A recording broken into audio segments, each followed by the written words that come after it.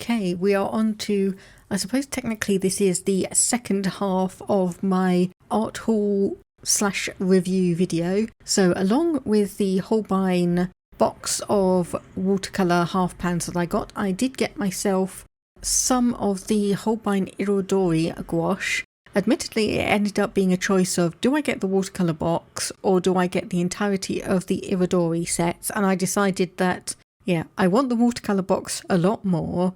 I can just go and get a couple of the Irodori colours, which I did, and then I can get myself a set of small 5ml tubes of the standard Holbein Gouache. Now, I do have a load of Arteza gouache that I probably need to use up, but I think I'm just going to run through those and just use them up, honestly, and probably move over to Holbein as my main fancy gouache, because I do also have a few big containers of Caran d'Ache Studio Gouache, which again is probably going to be my, as the name says, studio ones for painting and practicing, and I'm going to be breaking out the Holbeins for all of the nice detailed work. I did also have in my cupboard this set of primaries, 15ml set of 5 different colours. I did not touch them before now because I was waiting to effectively just use up all the Arteza gouache I have. Well, I guess with these new sets, it's a motivation to work through them now. I will probably be working on some more gouache portraits, unlikely to be recording it, and instead I'm probably just going to be running through all of them kind of off screen, just on my own.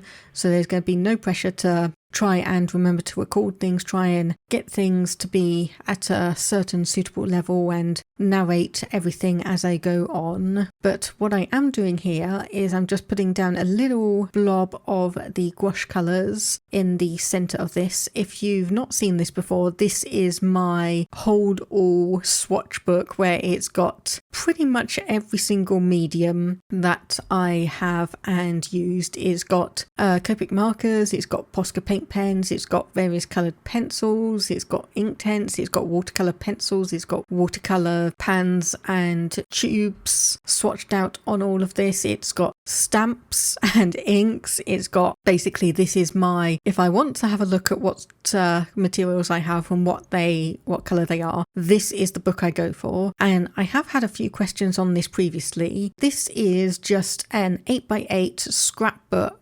memoir book that I got from Hobbycraft, which is just a general chain of craft supply stores here in the UK. I believe the US equivalent would be Michael's, but that's what I've got. It's nothing special. It's not watercolour paper, so even though I use water-based mediums on it like gouache and watercolour, it's not meant to stand up to that, but it does well enough for my purposes on swatching. So here I'm just getting out the Irodori colours I chose. Now, between the primary mixing set and the set of 18 standard gouache colours, I did go through and have a look at the Irodori ones, and I decided that the ones I felt would kind of help round out what I've got would be the Irodori Amber, the Irodori Orange Yellow, the Irodori Patina, and ignore the fact that I've put Irodori Patina twice, that's meant to be Irodori Peony at the top, and Irodori Smoked Bamboo. So as before, I'm just putting a few of the dots of colour down. Then once I've done that, I'm going to be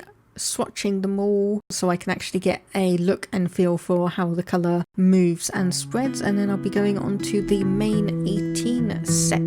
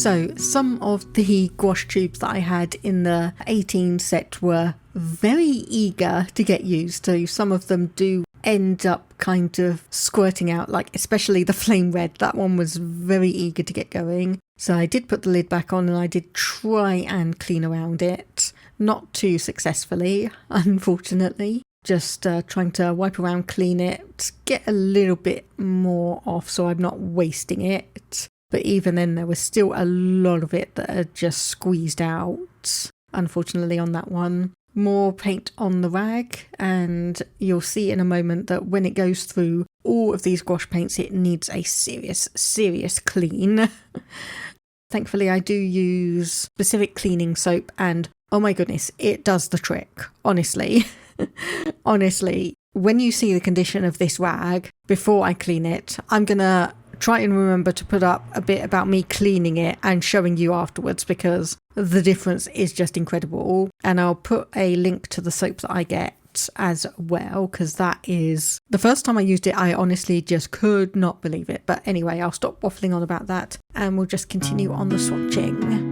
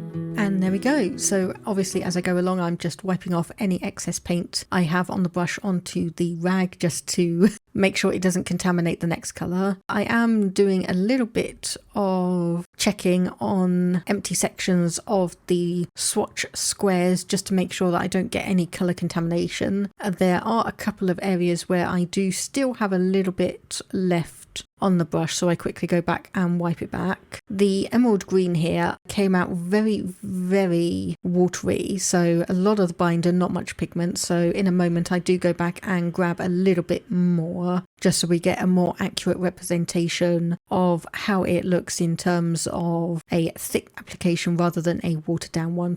Now there is an orange in this set, but as appropriate to the name, it is brilliant orange. If I were to use that, I'd either want to mute it down with one of the yellows, or I'd use either the Irodori orange yellow or amber if I wanted a more brown tinted orange, rather than the almost eye-burning orange that we have here. But similarly enough, I'm not sure how well it actually shows up on camera, but the primary magenta, primary yellow are fairly distinct from the reds and yellows available in this 18 gouache set. I know it doesn't look too much, like lemon yellow looks pretty similar, but in real life the lemon yellow is a lot brighter and yellower, whereas the primary yellow is more of a mid-tone yellow. The carmine looks a little bit like the primary magenta, but again, in real life it's a lot more red than the magenta. Also for this, I don't swatch the white because it's not really necessary.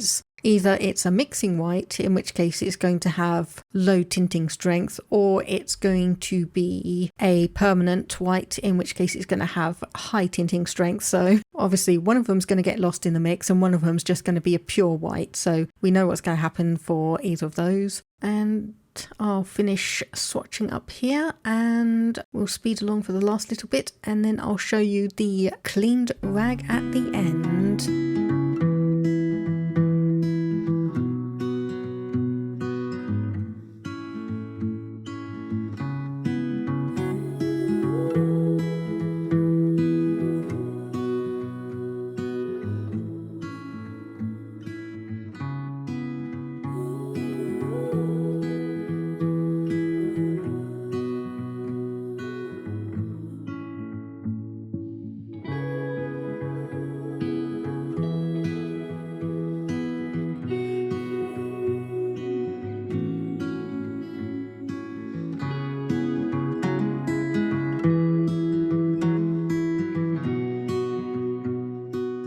Okay, and there we go with a cleaned rag. Obviously, it's not going to be brilliant white.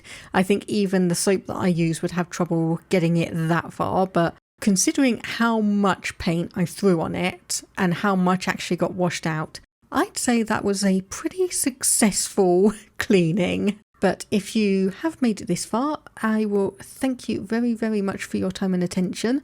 Tell me, what did you think of the gouache that I've got here? Hopefully I will see you again in the next video. If not, have a good day, stay safe, and bye-bye for now.